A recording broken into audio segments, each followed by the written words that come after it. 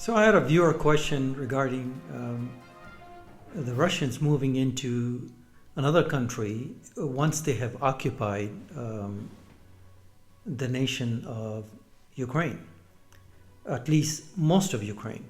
So the answer to that is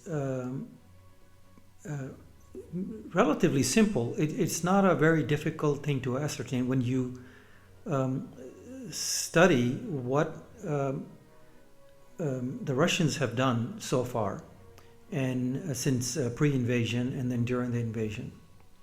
They will say one thing and do another. So once they have moved into Ukraine, they may very easily at that point say, well, we're not going anywhere else. This is it for us. But that could be just a deception, frankly, because you can't trust anything Putin says anymore, because we know that he has not just lied, but blatantly kind of lied about whatever it is that his intentions were. So remember, before the invasion, he kept saying, we're not invading anyone. We're not invading anyone. So it was just playing with words. And then later on, he called it a military operation to kind of give this perception that this is some kind of a light military operation or nothing like an invasion, how one would think an invasion is, like when you're occupying the whole country. So he was playing with words there, we know that. So we understand his track record now, that everything Vladimir Putin says from this point on cannot be trusted. So that said, okay, so I looked at the situation personally with regards to where he could move next. And in my opinion, he could move into parts of Moldova. Moldova has a breakaway part where there is nothing but Russian speakers there, Transnistria. And in this region, the Russian speakers there may actually invite him if he doesn't invite himself. And it really could go that way. I was assessing this thing. I was trying to assess it a few days ago to really study Moldova and see if there is a probability where this thing could happen. And I came to the conclusion that there is a 30 or 40% chance that this could happen soon after he has occupied Ukraine or most of Ukraine, and then he moves into parts of Moldova under the pretense that they're inviting him and they need liberation from the rest of Moldova. Because there's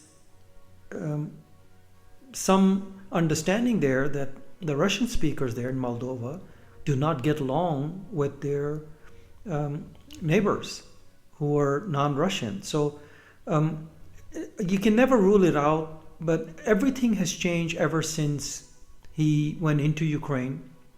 And anyone assessing this thing, other than the way I assessed it, where the chances are 30 or 40% in the short and medium term. In the long term, the chances are very high if he occupies Ukraine for, say, another 5 years or longer. It's pretty much at that point a done deal that he's going to try to move into other parts of Europe, in this case Moldova, southern part of Ukraine. He may find it relatively easy because there is a lot of Russian speakers there. So we can never rule it out, and you can never trust anything the Russians kind of say, because what we have to kind of watch what they do and not listen to what they say, because it's basically just lies that comes out of the Russians' mouth. So we're not gonna take their word for anything. We just have to kind of look at it to see if this is uh, if there is a probability for this thing to happen, and the chances of um, this thing happening in the way I described it is, like as I said, 30 to 40% chance. So we have yet to see, but um, no one is safe after that. In Poland is not safe. Finland is not safe. Slovakia is not safe. No one is safe after that because remember, at that point, he is basically neighboring NATO. And when I say he, I mean Vladimir Putin and Russians are neighboring, they're bordering NATO region, NATO countries. And for them to move in that direction to see if they can inch a little bit more into NATO, I would not be surprised at that at all. That would not surprise me in the least bit. And I actually, from this point on, I'm actually predicting that yes, he could move into NATO territory and try to escalate at some point, whether it's in the medium or long term. But I think that's inevitable. And we have, of course, we have yet to wait and see what happens with Ukraine. It may be too early to tell, but that is purely my assessment. That once I was looking into it, I was trying to study the nation of Moldova. I said, this nation is very much vulnerable to Russian invasion as well. So we have yet to wait and see.